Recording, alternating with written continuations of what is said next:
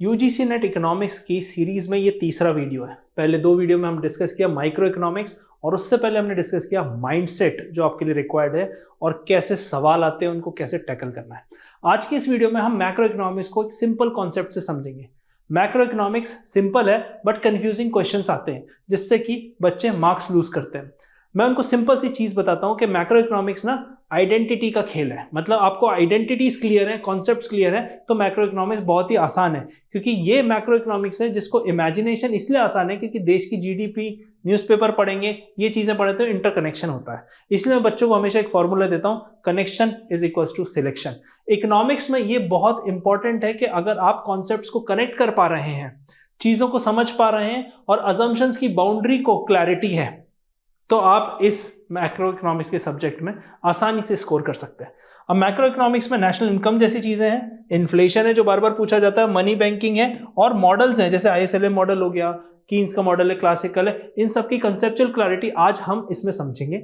हम एक टॉपिक को नहीं लेंगे पर हम ये समझेंगे कि मैक्रो इकोनॉमिक्स में कैसे ट्रैप्स बनते हैं, कैसे एनटीआर से एक्सपेक्ट करता है कि आप मार्क्स स्कोर करो और सबसे ज्यादा प्रॉब्लम कहां फंसती है। ठीक है, अगर आपने पिछले दो वीडियो नहीं देखे तो इस वीडियो के बाद आप देख सकते हैं, ज्यादा इंटरकनेक्टेड नहीं है।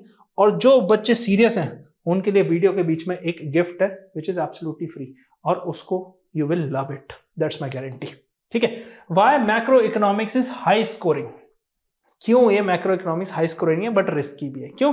सिंपल कॉन्सेप्ट्स हैं बट ऑप्शंस कंफ्यूजिंग रहते हैं। जब भी आप क्वेश्चन देखते हो कहीं ना कहीं कंफ्यूजन क्रिएट हो जाता है और आप गलत आंसर मार्क कर देते हो। सबसे पहले ग्राउंड रियलिटी की बात समझते हैं। Macro economics contributes 20 to 25% of UGC net economics. ये बड़ा नंबर है, 100 में से 20 से 25%, सब बिग नंबर।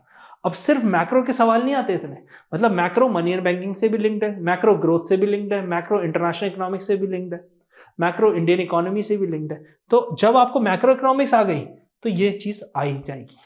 ठीक है, दूसरा क्वेश्चंस लुक स्ट्रेट फॉरवर्ड। आपको लगेगा कि सीधे सीधे क्वेश्चन है। जैसे classical economics assume full employment, वहीं Keynes assumed that everything will be in the short run and full employment will be below the top of the employment. इसका क्या मतलब है कि जरूरी नहीं हर बार इकोनॉमी में फुल एम्प्लॉयमेंट होगा। ठीक है, options are closely worded. Like for example, बहुत ऐसा लगेगा कि आपको ये बिल्कुल सही है, मैंने पढ़ा है, पर थोड़ा सा ट्विस्ट रहेगा।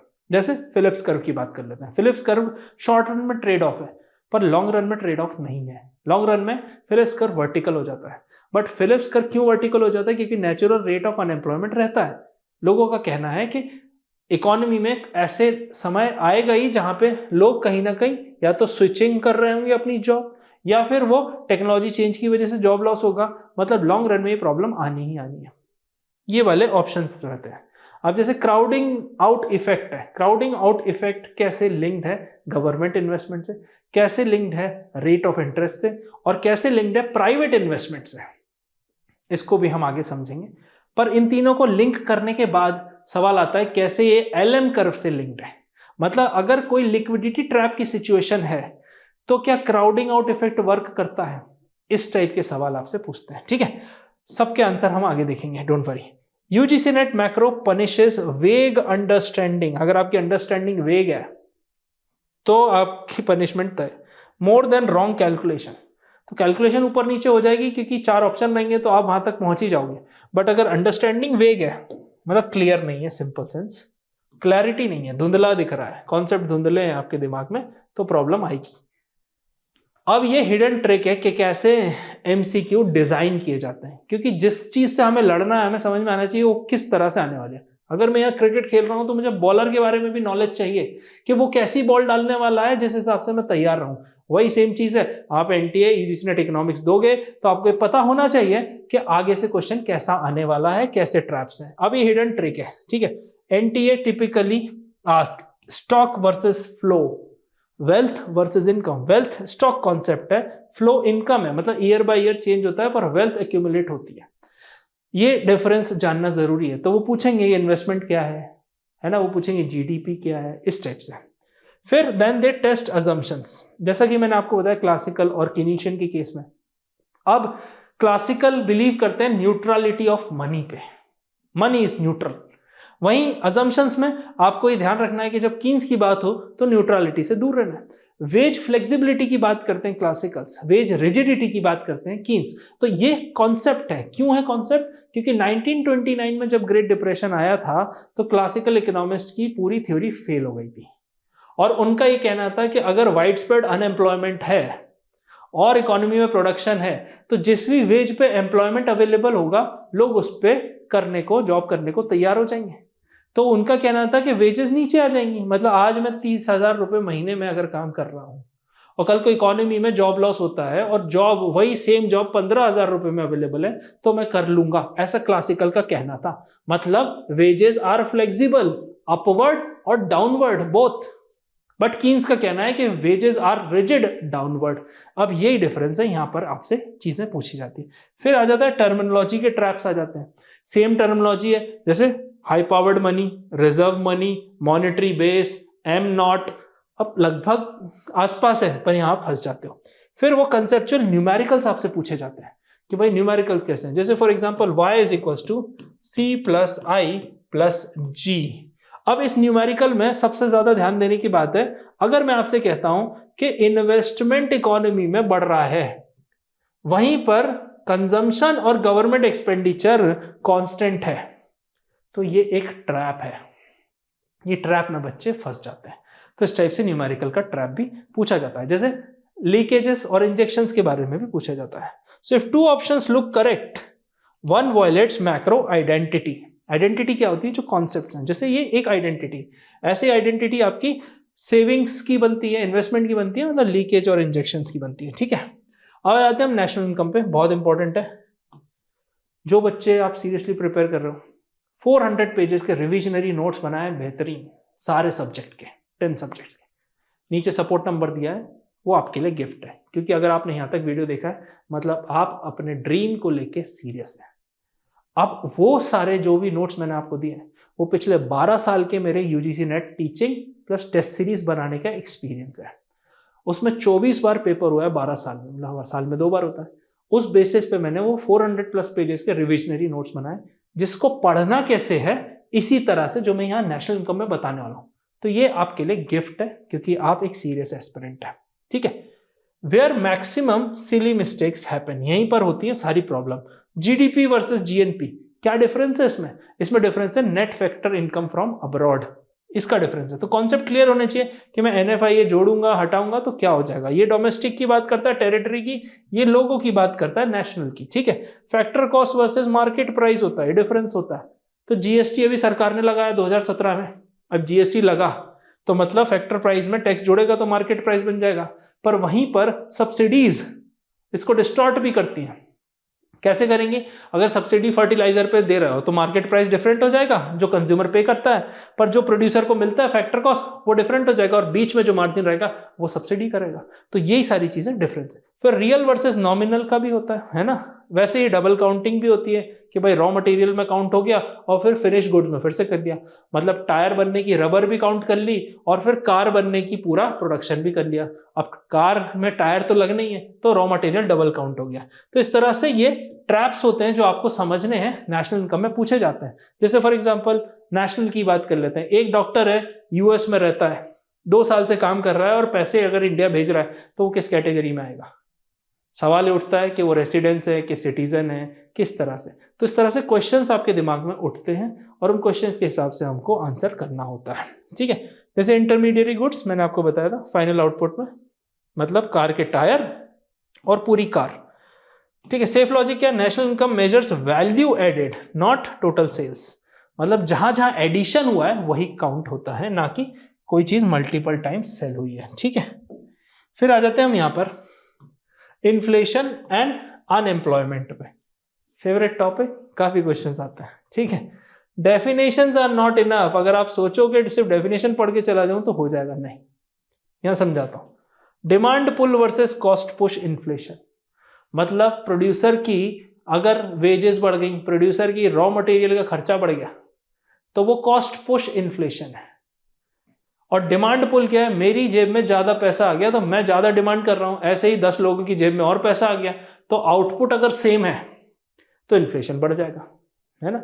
वैसे ही इन्फ्लेशनरी गैप होता है, वैसे ही टाइप्स ऑफ अनएम्प्लॉयमेंट होता है, वैसे ही नेचुरल रेट और साइक्लिकल अनएम्प्लॉयमेंट है। तो नेचुरल रेट मतलब एक जॉब दूसरी जॉब से स्विच कर रहा है, कोई कुछ कर रहा है, तो एक सर्टेन परसेंटेज इकोनॉमी में हमेशा लोग अनएम्प्लॉयड रहते ही हैं, है ना। एक सर्टेन परसेंटेज रिसोर्सेज भी अनयूज्ड रहते हैं, जिसे हम नेचुरल रेट कहते हैं। साइक्लिकल मतलब अभी जैसे पहले कंप्यूटर्स आए थे तो जिनको कंप्यूटर नहीं आता था उनकी जॉब छूट गई।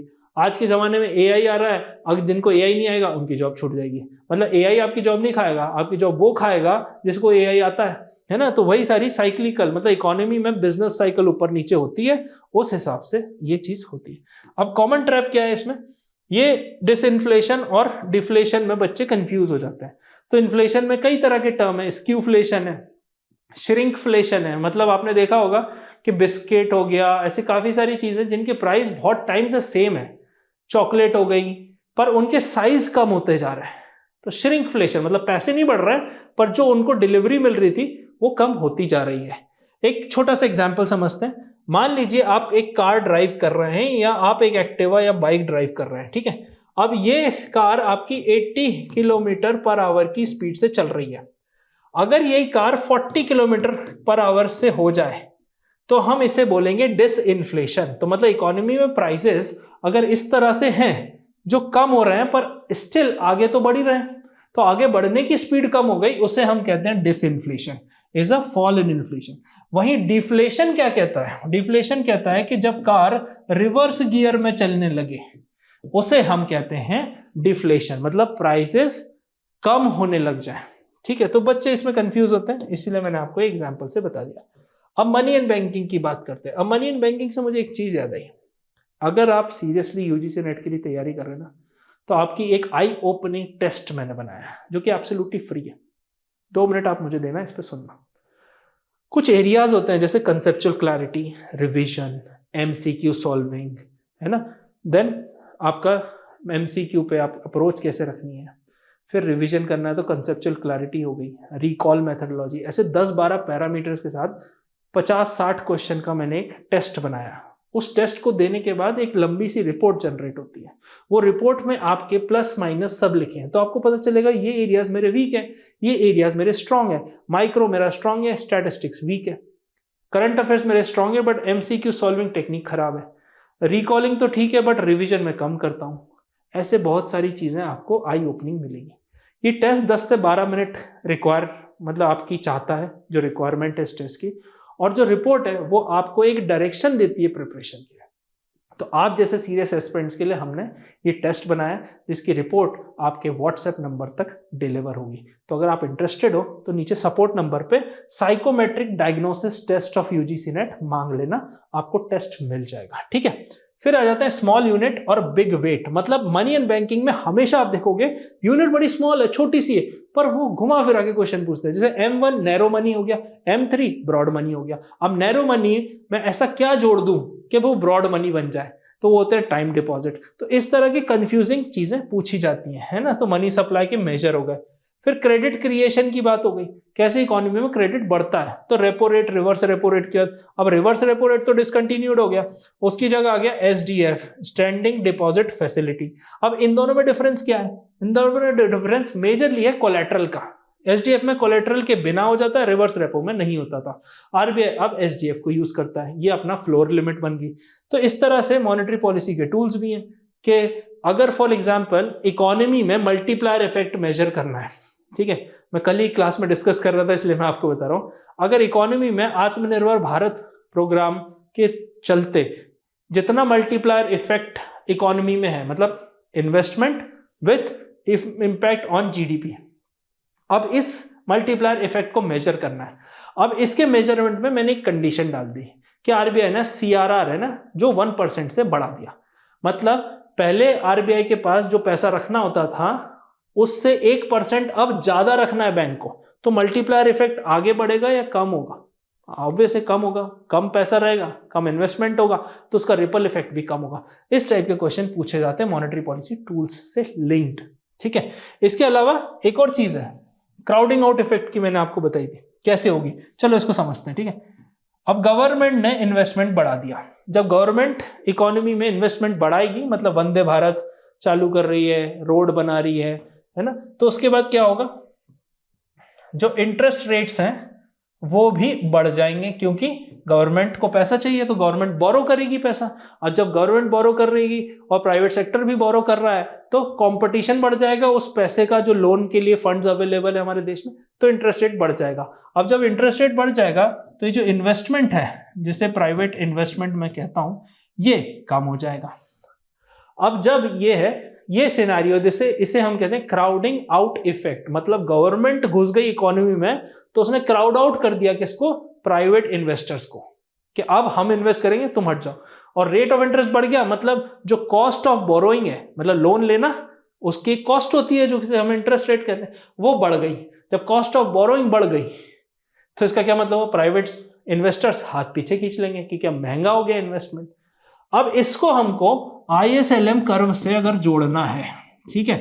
अब इस सिनेरियो में हम ऐड करते हैं लिक्विडिटी ट्रैप को। अब लिक्विडिटी ट्रैप यहां पर आता है तो लिक्विडिटी ट्रैप में LM कर्व फ्लैट हो जाता है। तो जब लिक्विडिटी ट्रैप की सिचुएशन रहेगी, मतलब मॉनेटरी पॉलिसी इनइफेक्टिव हो गई, मतलब ये जो इंटरेस्ट रेट है इस पे वर्टिकल आपके एंगल पे, वहां पे उसका कोई डिफरेंस नहीं होना। तो अगर आप इन्वेस्टमेंट भी बढ़ाते हो तो इंटरेस्ट रेट नहीं बढ़ेगा, और जब इंटरेस्ट रेट नहीं बढ़ेगा तो क्राउडिंग आउट इफेक्ट नहीं होगा, क्राउडिंग आउट इफेक्ट का इफेक्ट नहीं। अब इस तरह से जब आप पढ़ोगे ना, आपको चीजें क्लियर हो जाएंगी। ये मैं कल की क्लास में समझा रहा था, इसमें मुझे याद आया तो मैंने सोचा कि आपके साथ डिस्कस करता हूं, ठीक है। So confusing policy rate with market rate. Market rate अलग है, पॉलिसी रेट अलग होते हैं। मार्केट रेट मतलब जो बैंक देता है, पॉलिसी रेट मतलब जो RBI अनाउंस करती है, जिससे मॉनेटरी पॉलिसी बनती है। Central bank controls conditions, not exact market outcome, मतलब RBI ने रेट कम कर दिए, पर अब बैंक्स के ऊपर डिपेंड करता है कि वो लोन के मार्केट रेट किस तरह से कम कर रहे हैं, जिसे हम मॉनेटरी पॉलिसी ट्रांसमिशन भी कहते हैं, ठीक है। मैक्रो मॉडल्स की बात करते हैं, हाउ एनटीए टेस्ट देम, कैसे मैक्रो इकोनॉमिक्स के मॉडल्स को एनटीए टेस्ट करता है। Models are tested conceptually, concept based है। अभी हमने क्राउडिंग आउट का एग्जांपल समझा। ISLM, ADAS, फिलिप्स कर्व, तीनों मॉडल बहुत इंपॉर्टेंट है। इनके सारे कि कभी वर्टिकल हो जाएंगे, कभी हॉरिजॉन्टल हो जाएंगे, कभी किस तरह से फ्लेक्सी, मतलब आपको सिर्फ रटना नहीं है, पर उनकी रिस्पॉन्सिवनेस देखनी है कि ये होगा तो ये कैसे रिएक्ट करेगा, सिंपल, ठीक है। एनटीए फोकस क्या रहता है, डायरेक्शन ऑफ चेंज, मैंने बताया रिस्पॉन्स, अजम्पशंस और उसका इंपैक्ट ऑन द इकोनॉमी। जैसे मैंने आपको बताया कि इंटरेस्ट रेट या गवर्नमेंट ने इन्वेस्टमेंट बढ़ाया तो क्या क्या इंपैक्ट होंगे। रॉन्ग अप्रोच है मेमोराइजिंग डेरिवेशन, डेरिवेशन नहीं, यहां काम की नहीं है। Know what shifts the curve and how to derive it, तो आप ये चीज देख सकते हो, ठीक है। एरो यहां से, जैसे यहां से आया ये चीज यहां आ गई, इससे ये बढ़ गया, तो आप यहां पे देख सकते हो कि IS1 से IS2 गया, इक्विलिब्रियम यहां से यहां शिफ्ट हो गया, इंटरेस्ट रेट बढ़ गया, ठीक है।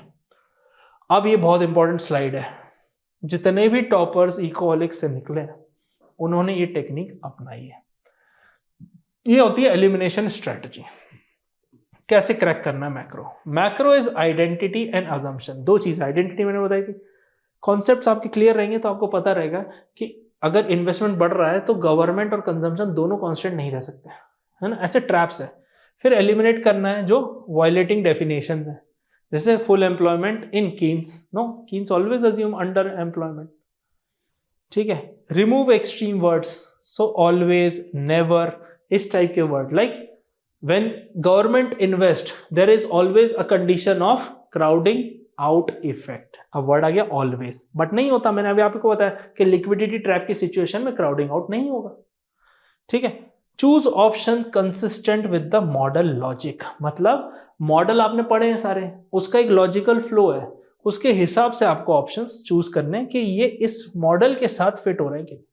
सो elimination increases accuracy more than guessing, तो जो एलिमिनेशन है ना वो एक्यूरेसी से इंपॉर्टेंट, तो एलिमिनेशन आपकी एक्यूरेसी बढ़ाता है, गेस वर्क तो अब वो फिर आप कुछ भी मार्क कर सकते हैं, ठीक है।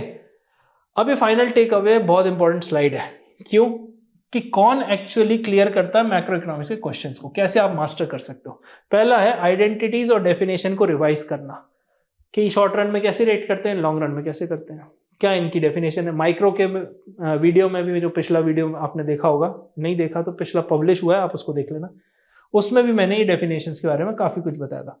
फिर फोकस ऑन अजम्पशंस, जो भी मॉडल है उसके अजम्पशन, मतलब अजम्पशन एक बाउंड्री है, मॉडल उस बाउंड्री के बाहर नहीं सोच पाता, ठीक है। फिर PYQ को प्रैक्टिस करना है, मैंने आपके लिए कंपाइलेशन PYQ भी बनाया है, बट वो ना बैच में अवेलेबल है, फ्री में आपको मैं 400 पेजेस का नोट्स दे रहा हूँ, वो आप देखो, उसमें भी काफी सारे PYQ लिंक्ड ही कॉन्सेप्ट बनाए गए हैं, ठीक है। क्योंकि PYQ जो मैं आपको सॉल्व देता हूँ वो हार्ड कॉपी में आपके घर आते हैं, ठीक है। फिर एलिमिनेट बिफोर सिलेक्टिंग, मतलब जब आप क्वेश्चन पढ़ते हो तो आपके मन में एक कंफर्मेशन बायस आ जाता है कि इस क्वेश्चन का सही ऑप्शन मुझे ढूंढना है ना। ऑनेस्टली बताना, कमेंट सेक्शन में जरूर बताना ऐसा होता है कि नहीं। पर होता क्या है असली में, जब हम पॉजिटिव चीजों के तरफ से जाते हैं, मतलब क्वेश्चन पढ़ा और उसका आंसर ढूंढ रहे हैं, तो हमको सारे ऑप्शन लगभग सही लगते हैं। वहीं आप ऑप्शन को जब देखो कि मुझे इस ऑप्शन को गलत प्रूफ करना है, तो आपका दिमाग उसके खिलाफ प्रूफ इकट्ठे करने में लग जाता है कि ये ऑप्शन गलत है, एंड इसीलिए आप एलिमिनेशन पे ज्यादा जाते हो बिफोर सिलेक्टिंग, ठीक है। So UGC NET macro rewards precision not memory, रटने से कुछ नहीं होगा, ठीक है। जो भी चीज मैंने आपको कमिट की है, डायग्नोस्टिक साइकोमेट्रिक फॉर्म, वो भी आपको यहां मिल जाएगा, जिससे आपकी यूजीसी नेट की तैयारी और आपकी प्रिपरेशन को अच्छे से एक रिपोर्ट बनेगी, और 400 पेजेस के रिविजनरी नोट्स यहां पर आपको मिल जाएंगे, ठीक है। सो मेक श्योर, ये तीसरा वीडियो था, आगे 7 वीडियो आने हैं टोटल यूजीसी नेट के, so don't forget to subscribe. मिलते हैं अगले वीडियो में, थैंक यू, जय हिंद।